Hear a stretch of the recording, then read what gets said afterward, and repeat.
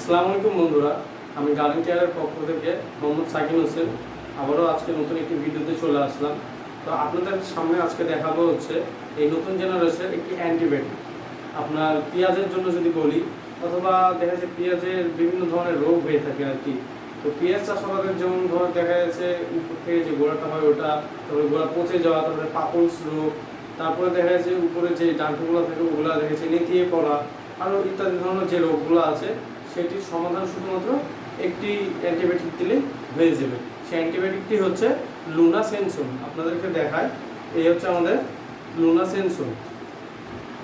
তো এই লুনাসেনসন ব্যবহারের ফলে দেখা যাচ্ছে পেঁয়াজের প্রত্যেকটা রোগ, যেমন যে পাপলস রোগ, নেতিয়ে পড়া রোগ, যেটা বললাম আর কি, যে আপনার গোড়া পচে যাওয়া রোগ, তারপরে শিকড় অনেক সময় দেখা যাচ্ছে আক্রমণ হয়, সে জাতীয় সব ধরনের রোগগুলো দেখা যাচ্ছে এই একটিতে আপনার যথেষ্ট।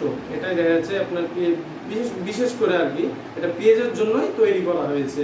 আর এটা মূলত দেখা যাচ্ছে আপনার পেঁয়াজের জমিতে 10 লিটার পানিতে 10 মিলি ব্যবহার করতে হবে, এটার ব্যবহার বিধি আর কি। আর এটার সাথে অন্য কোনো কিছু না ব্যবহার করাটাই ভালো পেঁয়াজের জন্য। আর আম গাছে যারা আম চাষি আছেন ভাইরা, যারা আমের যে দেখা যাচ্ছে বিভিন্ন ধরনের সমস্যা, তার মধ্যে একটি ভয়াবহ সমস্যা হচ্ছে অ্যান্ট্রোকোনাসি। তো অ্যান্ট্রোকোনাসি যে সমস্যাগুলো রয়েছে সেটা সমাধানের জন্য এই লুনাসেনসন অতি কার্যকারী একটি প্রোডাক্ট। তবে খেয়াল রাখতে হবে, আম গাছের জন্য দেখা যাচ্ছে প্রতি 1 লিটারে 1 মিলি করে ব্যবহার করলে যথেষ্ট।